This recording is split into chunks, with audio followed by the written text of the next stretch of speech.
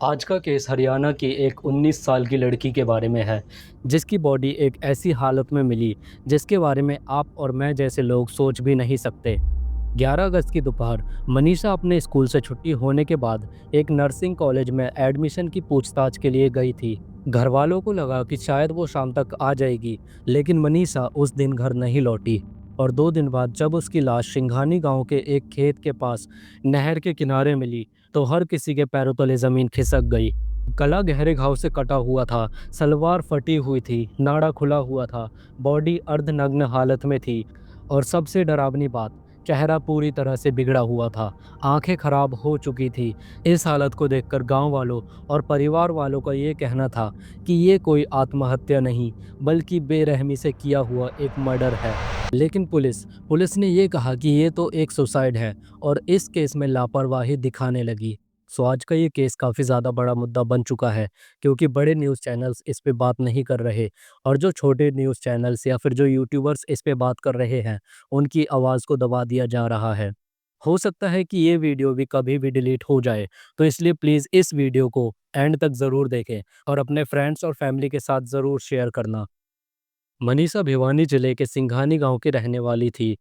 19 साल की उम्र में वो एक प्राइवेट प्ले स्कूल में टीचर की नौकरी करती थी, ताकि अपने घर वालों की मदद कर सके। उसने बस 12वीं पास की थी, लेकिन उसका सपना था कि आगे चलकर वो एक नर्स बने और लोगों की मदद करे। इसी सपने की वजह से वो 11 अगस्त को एक नर्सिंग कॉलेज में अपने एडमिशन के लिए पूछताछ करने गई थी। उसी दिन शाम को करीब 6 बजे मनीषा के पिता संजय को उसी के फ़ोन से एक मिस्ड कॉल आई। जब उन्होंने कॉल बैक किया तो किसी ने भी फ़ोन नहीं उठाया, और इसके बाद जितनी भी बार घरवालों ने फ़ोन किया तो फ़ोन रिसीव नहीं हुआ।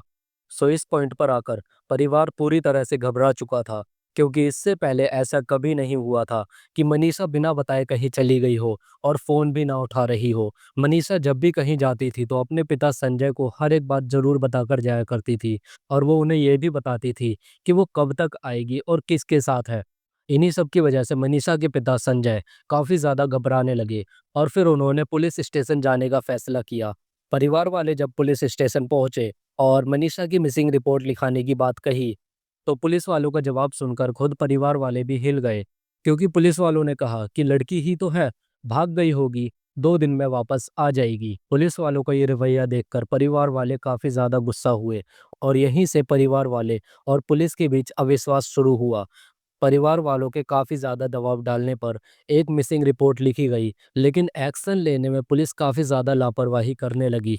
अब तक 2 दिन बीत चुके थे और पुलिस की तरफ से अभी तक कोई भी अपडेट नहीं आया था।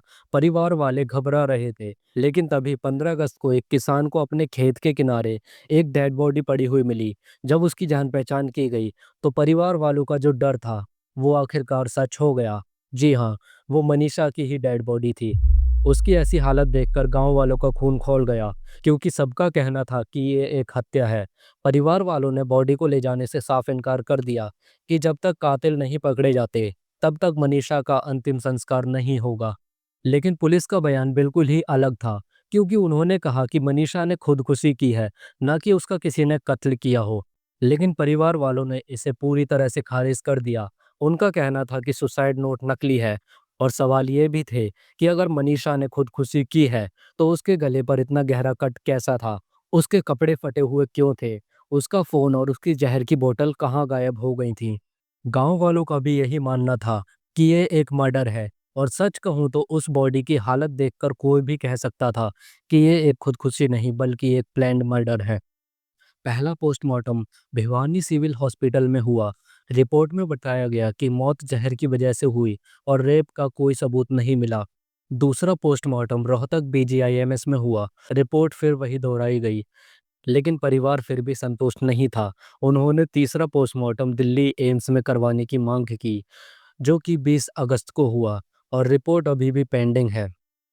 यही सब फ्लिप फ्लॉप के चलते लोगों का विश्वास पुलिस से उठ गया। गुस्सा सड़कों पर उतर आया। लोगों ने धरने देना शुरू कर दिया। 16 से 19 अगस्त तक काफ़ी ज़्यादा बड़े स्तर पर प्रदर्शन हुए। किसान यूनियन, स्टूडेंट्स, खाप पंचायतें सब इसमें शामिल हो गए। परिवार ने कहा जब तक सीबीआई जांच नहीं होगी, अंतिम संस्कार नहीं किया जाएगा। 19 अगस्त को हालात काबू से बाहर होने लगे तो भिवानी और चरखी दादरी में इंटरनेट, एसएमएस और मोबाइल डाटा 48 घंटे तक के लिए बंद कर दिए गए। और फिर 21 अगस्त को भारी सुरक्षा के बीच मनीषा का अंतिम संस्कार किया गया।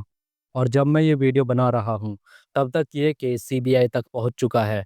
दिल्ली के एम्स में तीसरे पोस्टमार्टम की रिपोर्ट का इंतजार है। मनीषा के पिता को उम्मीद है कि शायद अब जाकर मनीषा को इंसाफ मिलेगा। और सबसे बड़े सवाल अभी भी वही हैं कि अगर आत्महत्या थी तो गला कटा हुआ क्यों मिला, कपड़े फटे हुए क्यों थे, फोन और जहर की बोतल कहाँ गए, और अगर ये एक मर्डर है तो अभी तक कातिल पकड़े क्यों नहीं गए। मनीषा सिर्फ 19 साल की थी, उसके सपने नर्सिंग में पढ़ने के थे। उसके परिवार ने उसे वादा किया था कि उसकी पढ़ाई के लिए उसके परिवार वाले भैंस बकरियों को बेच देंगे। लेकिन अब वो सपने, वो उम्मीदें सब खत्म हो गया। तो जो भी इस केस की अपडेट्स थी वो मैंने आपको अभी तक दे दी हैं। इस केस पर पूरी डिटेल्ड वीडियो हम आगे ज़रूर बनाएंगे। तब तक के लिए इस वीडियो को लाइक, कमेंट, शेयर ज़रूर करना। और हाँ, ये वीडियो कभी भी डिलीट हो सकती है, तो प्लीज़ इस वीडियो को ज़्यादा से ज़्यादा शेयर ज़रूर करें।